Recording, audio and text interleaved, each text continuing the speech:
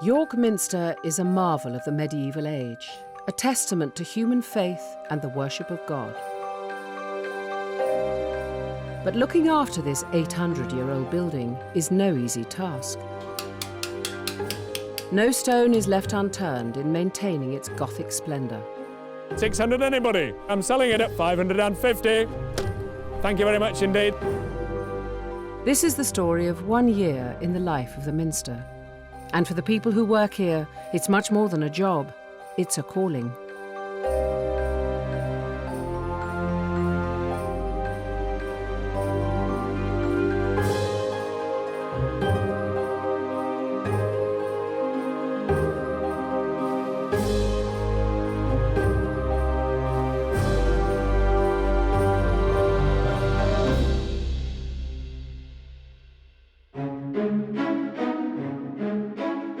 York Minster dominates the city around it, but it's a vulnerable giant, and its size has offered little protection against the elements. Rain, wind, and pollution have taken their toll, and the scale of the renovation work is enormous. The east end of the Minster is covered by 16 miles of scaffolding. The £20 million restoration project is the biggest of its kind in Europe. And high above the streets of York, a new generation of masons are leaving their mark.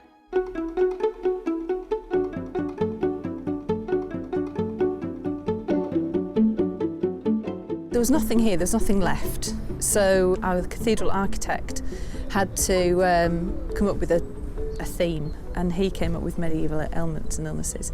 So that's what they're based on.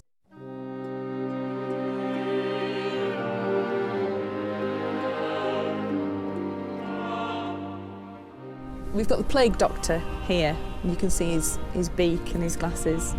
We've got bubonic plague, madness, who's quite funny, and blind man. We've got broken arm, and then on the corner we've got the Black Prince who died of dysentery, which is why he's looking a little bit poorly. Not every statue is in pristine condition. This weathered figure is St. Peter. He has sat above the east window for hundreds of years. Now he's about to be replaced. There'll be a new statue of the saint. And from his office in the Stoneyard, Master Mason John David is supervising the plans. Not only will the carving be 7 feet tall, it'll be 150 feet off the ground. If he was done to scale, or even sort of larger than scale, looking up at him at an angle, his body would be slightly squat compared to his knees. So it's accommodated in the original design that his knees are actually slightly shorter in proportion to his body because it's viewed from the ground.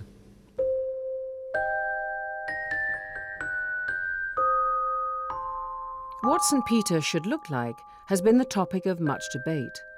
A life-size clay model has been created, which will be the template for a later carving in stone. This method I'm using now is a traditional method, really. The techniques haven't really changed that much in a couple of thousand years, to be honest, and this is very much a traditional method, and it's the way we like to work here. It's Martin's responsibility to bring St. Peter to life.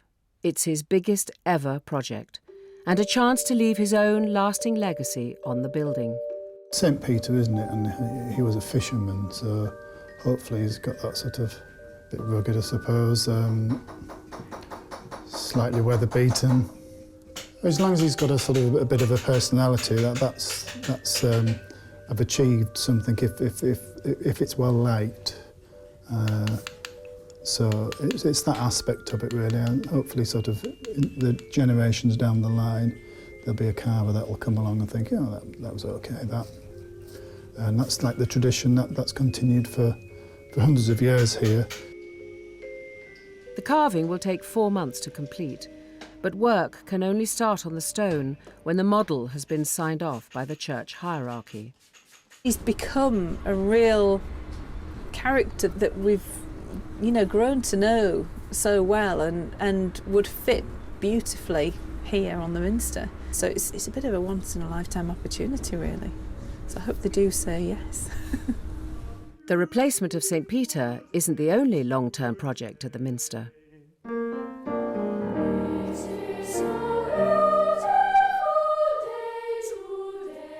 Try and look a bit more excited about that. It's just after 8 a.m, and while bleary-eyed schoolchildren across the city are still munching on toast and cereal, the girl choristers are already at work. 3, 4. Yeah. They face a big test. In a few days, they'll perform evensong on their own, without adult singers to help them. The great thing about training children to sing in cathedral choirs is that they don't have any experience of what's difficult and what's easy. So when you give a child a difficult piece of music to sing, especially when they've been in the choir a few years, so they're experienced, they don't think, oh my goodness, this is really hard. They just start singing it.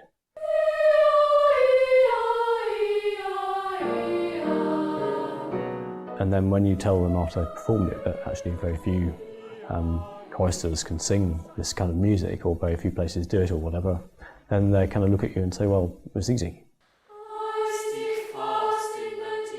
The girls are all pupils at the Minster School, and choir duties come on top of their lessons. There are boy choristers at the Minster too, but this is a girls' performance only. Robert Sharp has just a few days to make sure they're prepared. Good, well done. Can we just be really careful about D's in the middle of this long recitation? Let not them that trust in thee, O Lord God of hosts. So we don't lose those in the middle of it. My role is very much a sort of caretaker, really, of the tradition.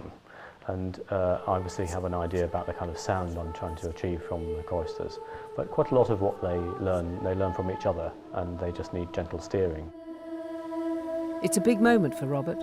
If the girls can handle evensong on their own, then he'll know they'll be ready for even bigger challenges later in the year.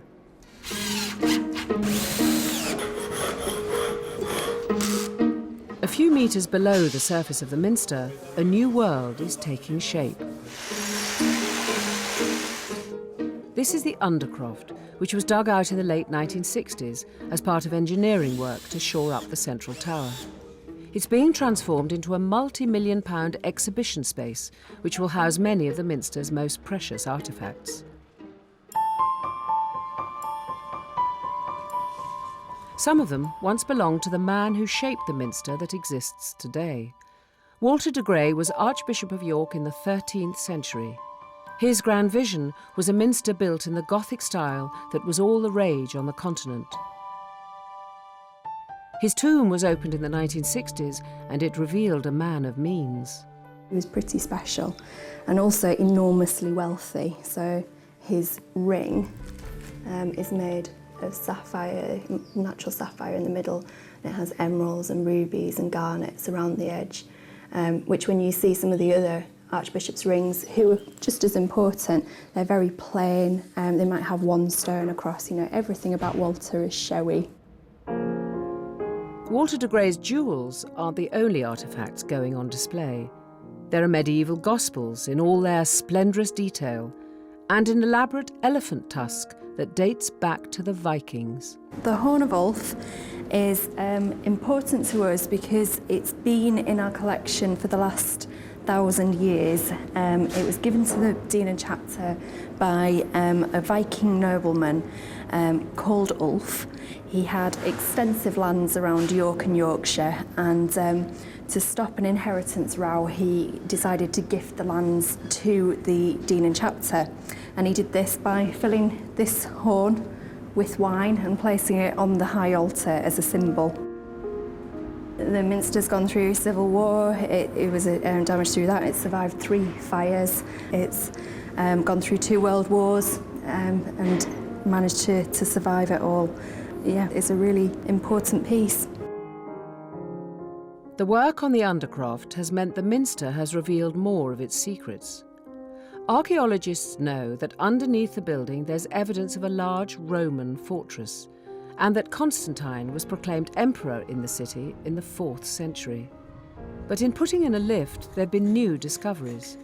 Human remains from ancient burial grounds have been uncovered. But what's fascinating the Minster's archaeological team is one tiny artefact which sheds fresh light on York during the Dark Ages. There it is. Oh, yes. This is very special, actually. This is a shatter, minted around 800 AD. This is in beautiful condition. It's absolutely perfect, isn't yeah, it? it's unhandled. It's never been in circulation, that's quite clear. There's no wear on it whatsoever. There's the Munir, which is Edwin. Edwin, again, it's equally beautiful. unworn. Yeah, if I just turn it, there you are. It is actually in very good condition. Yeah, and you can read the Archbishop there. It's Janbout or Janbout. I'm not quite sure how exactly to say that. York, in the 7th and 8th and early 9th century, is one of the most important intellectual centres in Europe and therefore the world. And yet the archaeology is very ephemeral and very fragile. So to be able to recover anything from that period that comes from this time of York's preeminence, if you like, is very, very important. That's a 5p. Right. You can see the comparison is very clear, and it's very, very thin, about 2/3 the size. Yeah. Very delicate object. It's a big day for the carvers working on the statue of St. Peter. A member of the Minster's governing body is on his way to the stoneyard. It could be the moment that allows the carving to begin. He's had a decent haircut. There had been concern over the length of his hair and the height of his mitre. Well, I must say that the improvements have been for the better. Yes, yeah, because the mitre's more striking, I think, when you see it from a distance. We've had the clearance now from the Fabric Advisory Committee and from the Cathedral's Fabric Commission as well, and the tweaks have been made. And I think, yes, the chapter would be delighted to see it start. And we look forward to seeing it take shape now. So, yes, please, do get on with it. Thank you. It's great news. Thanks, Martin. This is 2 years of work. We've gone through all sorts of processes and procedures and acknowledgements and permissions, and we've actually now got the go-ahead. So it's very exciting, and it's a huge, huge relief.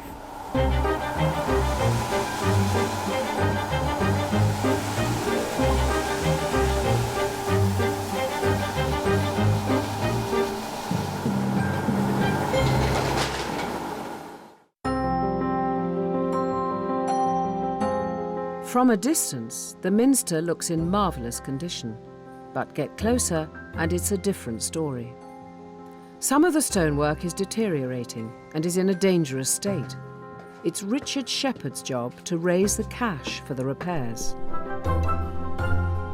We're standing on the roof of the Zeus Chapel, which is on the south side of the Minster, and we're looking up at some of these buttresses here. This is just an example of one. So you can see from the stonework there, it's the wrong sort of stone, it's different coloured. So that would have been a 19th century repair put in. And can you also see there are iron cramps in there? And here's one I did earlier. This is a piece of stone which has actually fallen off. So this is the sort of thing we don't do nowadays. We don't put iron in to hold stone together. It works for a bit, but in the long term it doesn't. And actually this bit of stone, I mean, that's come off. Another bit, I mean, it's very friable. It sort of disappears. And you wouldn't want a bit like that falling on your head, would you? Well, I wouldn't anyway. Because of the wear and tear, there's plenty of redundant stone at the Minster, and with millions of pounds needed for repairs, it's not going to go to waste. These piles of weathered stones are being auctioned off, and Master Mason John David is saying farewell to a few old friends. I've got to know quite a lot of these stones quite well because I'm involved with all the measuring and setting out of all the new stonework. So a lot of these stones I've had sort of quite close contact with. But we have no room to put them anywhere.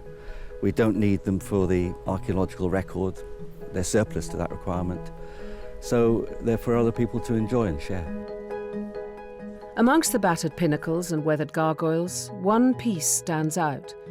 This collection of masonry was once the base of a huge spire. This stone isn't actually medieval. It dates probably from the 18th century, after this spire was struck by lightning. It could be a raised flower bed, it could be a pond, or, dare I say it, somebody's jacuzzi.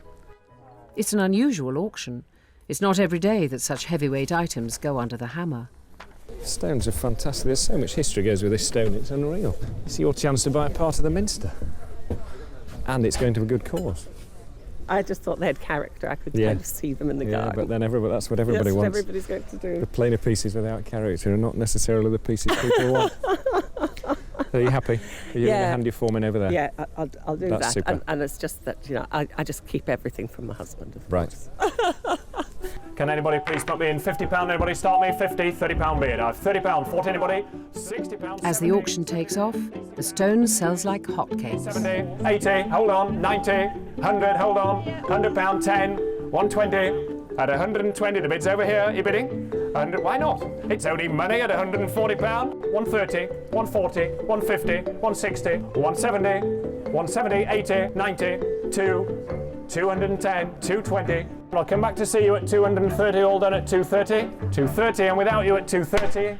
I bought a piece and it was number one. Unfortunately, everybody was a bit cold and nobody, I want it for my garden. Nobody showed any interest in it, so I got it for £60 that. Can't believe it. Once people get bidding, it's very difficult not to. I've bought a bit, but it's a bit more of a manageable size. It's not going to fit my handbag, so we've got to work this out. It costs £10,000 a day to run the Minster, and yours is only a drop in the ocean, sir, at £1,150. £1,150, 1,200, thank you. £1,400. I think he means it this time. At £1,400, all done and selling at £1,400. Woo! Some stones will have special significance. It's partly in memory of a friend who died in December. And he left us some money, and we thought, wouldn't it be nice if we used the money to buy some Minster stone to put in the garden? So that's what we've actually done. You're buying all 8 stones in your bid price. Who's going to put me in this time? Anyone going to start me at 300, anybody? 300, 2 for the bid then. 150, 200 anywhere. 150 is the bid. As the biggest lot comes under the hammer, even the Minster's superintendent of works gets caught up in a bidding war. In the bidding at 350, still plenty of value at 350. £400 bid, 450 views, sir. I thought, never mind her. 450, £450 bid, £500 on bid, 550. Man o' mouse, sir. 550, 550 cheese, 550 bid. At 550, the bid's at 550, 600 anybody. I'm selling it at 550. Thank you very much indeed. I was going at a bargain, but our garden just isn't big enough, so I had to cringe and walk away, really, and just say, I don't know that we can have it, but I think I'd have squeezed it in somewhere if we'd have actually managed to get it. But they've got a really fabulous piece there. It's going to make a very nice feature for our garden, and we're thinking we can make chairs out of it and put a table in the middle, and it will be very interesting and part of history. Well, our house is called the Old Vicarage, so maybe it needs a bit of York Minster in it. How we get it home is just a different question, but it's fantastic. I'm really pleased. More than £20,000 has been raised, but it's just a tiny fraction of what the Minster needs. Back inside the Minster, head verger Alex Carberry is preparing for one of the more sombre events in the calendar. Dotted around the Minster are memorials to military campaigns in faraway lands.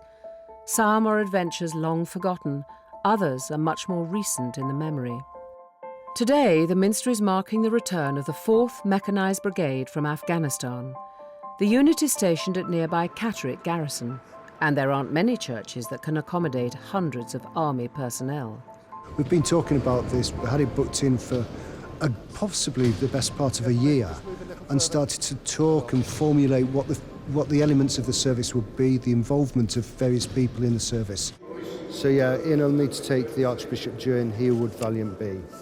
Alex has launched his own small military campaign, marshalling his vergers to make sure every base is covered. The wives and girlfriends they'll move out into position. It's important the mood is right. 9 members of the brigade lost their lives during the tour of duty. In one sense, it's a day of relief for those who've come back, but a day of sadness, but very important for the Minster because this is one of the things we're there for. We're there to be, if you like, a spiritual focus for the whole of the north of England, and that's what we're being today as we welcome Formec. We give thanks for the work of the 4th Mechanised Brigade Rear Operations Group. This is far from being the first time that soldiers have returned to the Minster to remember those who died in foreign fields.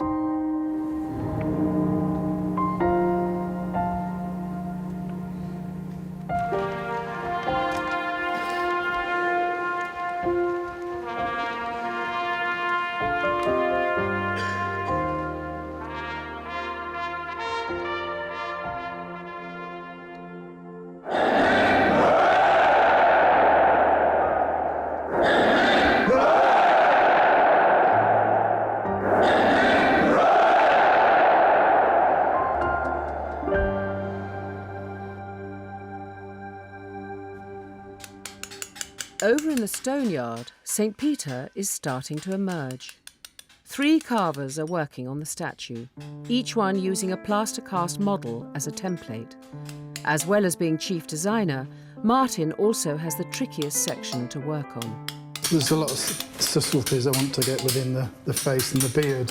These are easier, the flatter planes where the design's quite easy to apply. Just want some, obviously it's a face, just trying to get some subtleties within it. So at the process of taking measurements from the plaster cast, actually directly into the stone. And this is what sort of this apparatus is. It's just an apparatus for just taking depth, really. It's a method that's they've used since really the 1700s, this pointing machine method. It's midsummer, and the carvers have 3 months to complete the work. The statue has to be in place before the weather turns cold.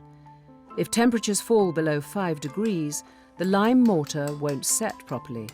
But the work can't be rushed. St. Peter remains a long way from being finished. As darkness falls over the minster, a big moment looms for the girls' choir. They're about to perform evensong on their own, without the adult singers to help them. On page 2, in the waves of the sea. This happens just once each term. For some of the younger girls, it'll be the first time they've flown solo. When you were singing without the men behind you, tell me a few things we need to think about which we might not necessarily... The rehearsal is a last chance to make sure the girls are on track. Really clear. So could we pick it up, please, girls, from page 2, second line, in the waves of the sea. So 1, 2, 3.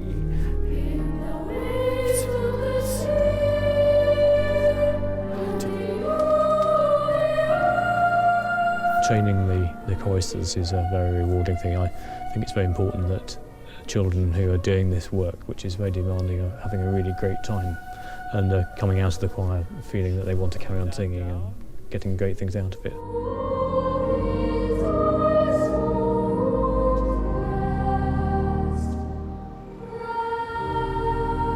Roll it.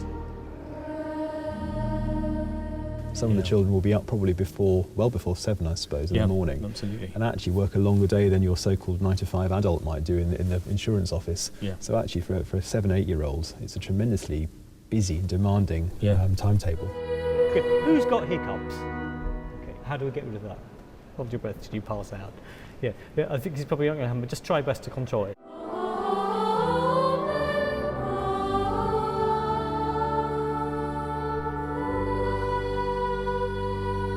Okay, that's great. Thank you very much indeed. It's very good for them because singing without the assistance of the other parts behind, it means they become much more responsible for what they're doing. It's more exposed and more scary, but on the other hand, without the men there, it brings them on as musicians, which is then of benefit when the men return tomorrow. For the girls, there's now no turning back. First lesson is written in the book of the prophet Habakkuk, the 3rd chapter, beginning at the 1st verse.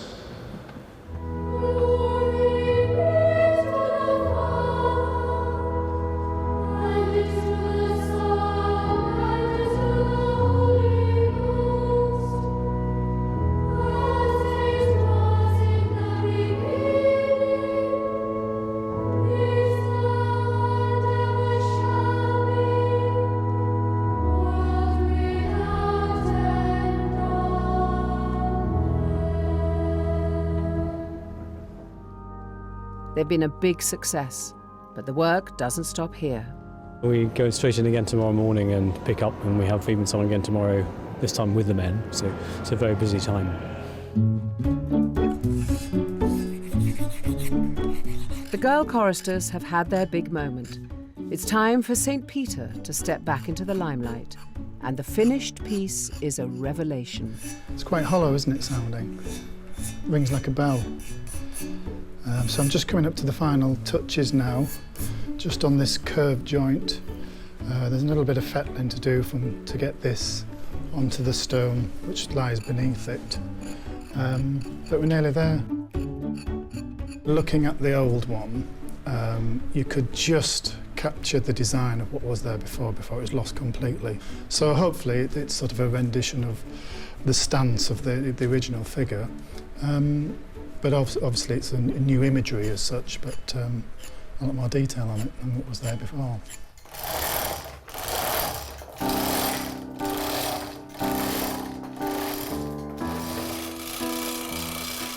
All the carvings are delicate, but the importance of this piece means everyone's aware that it's not a time to take any risks. Once it goes up onto the scaffolding, and it's in these lads' hands really, and they do the good work and pop it in, so hopefully it'll fit. It's just a short journey to the east side of the Minster, but it means negotiating the streets of York. Well, it can rock, you see, so you've got to just take it carefully. There's lots of cobbles in York, so you've got to negotiate them. So we're going to take it up onto the hoist now, and that'll take us to the very sort of top, really. About 150 foot up in the air, I think, with this one. It's the end of a long and painstaking process for Martin and his colleagues. 72 days after they started carving, St. Peter is coming home.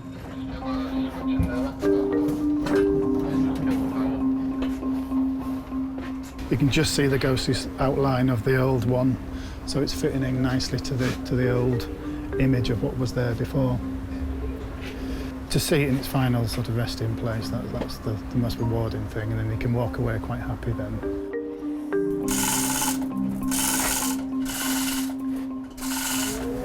Do you fancy just poking that up while we guide it back in, Martin? Just until it gets on the zinc? Yeah. We're on there. You're on. Are you alright? Down a little bit more, Andy. Naldo. Well, I'm relieved actually, so I can sort of stop thinking about it so much, and there's just these little jobs just to finish it off, clean it up, and it's there hopefully for the next 600 years. From ground level, the visitors to the Minster won't see the detail of this statue of St. Peter, but this has been much more than a labour of love. It's a work of art. Martin has created something which was probably there before. He's got a very special skill of recreating what, investigating the original form of the statue and putting the bits back that might be missing. So it's one of the most important statues on the building.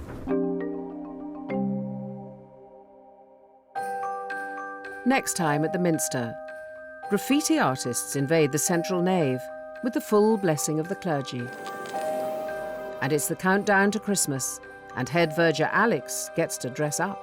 I feel I've finally made it now. I've managed to be dressing up as Santa Claus.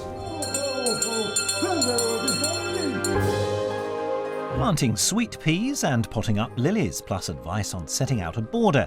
Gardener's World is next on BBC Two. And then plucking hidden female artists from the shadows of history. The story of women and art is at 9. A taster in a moment.